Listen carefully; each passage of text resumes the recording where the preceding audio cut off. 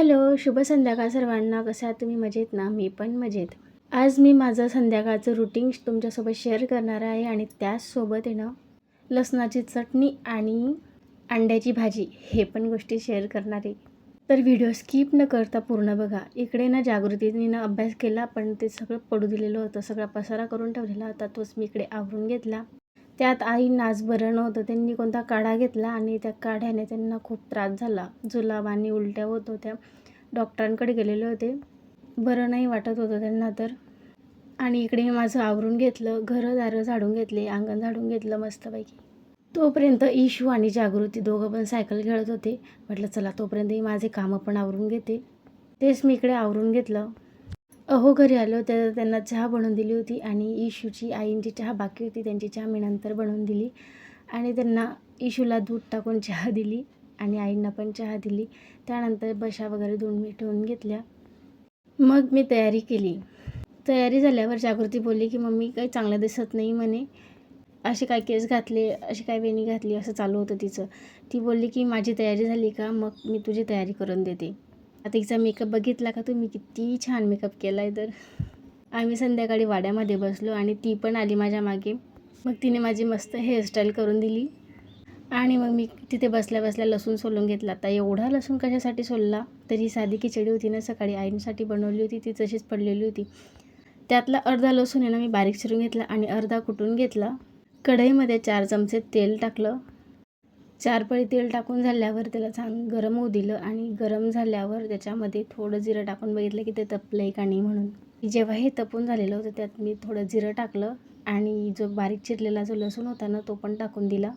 जास्त नाही, थोडा गोल्डन ब्राऊन होईपर्यंत त्याला छान परतवू द्यायचा आणि त्याच्यानंतर आपण जो कुटलेला लसूण आहे ना तो पण टाकून द्यायचा. चेक करून घ्यायचा लसूण कसा झाला आहे तर, आणि असं झाल्यावर त्याच्यामध्ये आपण कुटलेला लसूण टाकून द्यायचा. त्याला पण छान परतवून घ्यायचं.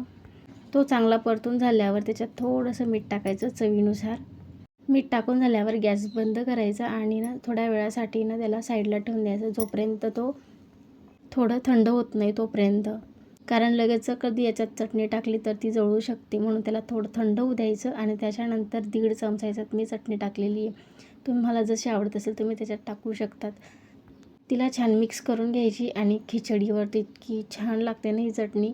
तुम्ही नक्कीच ट्राय करून बघा आणि तुम्हाला पण नक्कीच आवडेल. हे ताट मी जागृतीसाठी बनवलं, पण काय माहिती काय झालं तर तिला ती नाही म्हटली, मी नाही खात म्हणे, मी नंतर जेवण करेल. ठीक आहे म्हटलं. मग तोपर्यंत मी इकडे चहा साखरचे डबे घासून घेतलेले होते, ते पण भरून घेतले.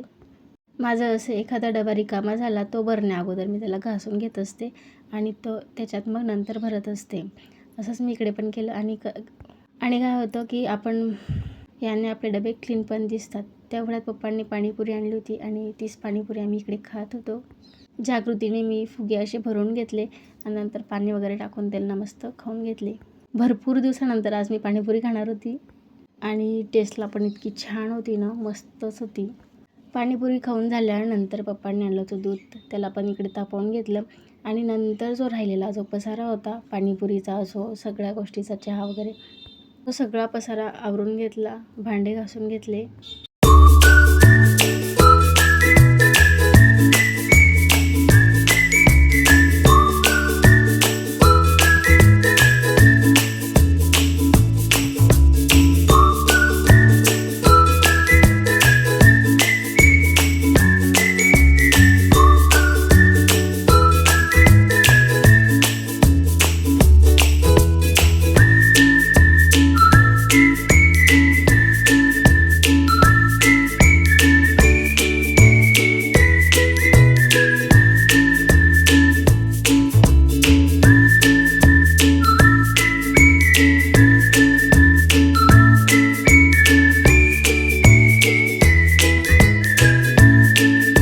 सकाळची खिचडी होती म्हणून मी इकडे खाऱ्या पोळ्याच बनवून घेतल्या आणि पप्पांना अंड्याची भाजी करून द्यायची होती, तर तीच बनवून दिली. इकडे छोटाच कांदा घेतला होता आणि 4-5 मिरच्या घेतल्या होत्या आणि 2 अंडे होते.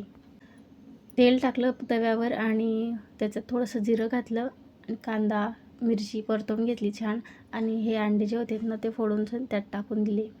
जास्त काही परतवली नाही, अशीच थोडीशी परतवून घेतली आणि नंतर ती भाजी अशी झाली होती. त्यात कोथिंबीर वगैरे टाकली आणि पप्पांना वाटलं तुम्ही बसून घ्या अगोदर.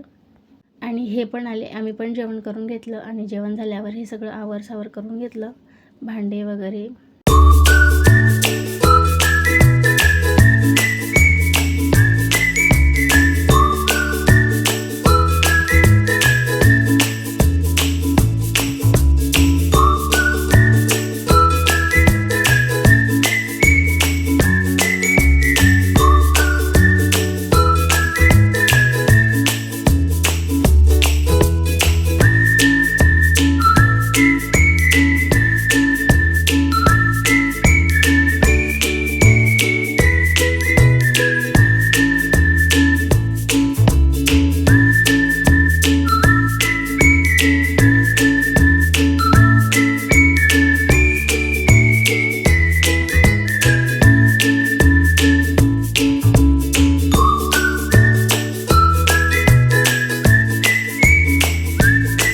इकडे माझं आवरून झालेलं होतं आणि आईंना बरं वाटत नव्हतं, तुम्हाला अगोदरच सांगितलं. मग त्यांच्यासाठी मी चहा बनवली इकडे.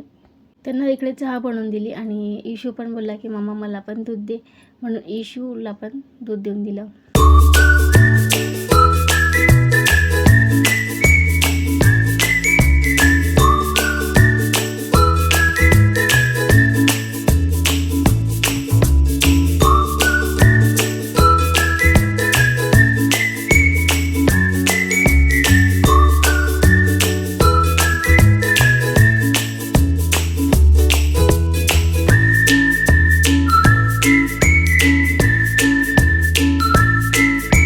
असा होता माझा आजचा व्हिडिओ. आवडला असेल तर लाईक, शेअर, सबस्क्राईब करायला विसरू नका.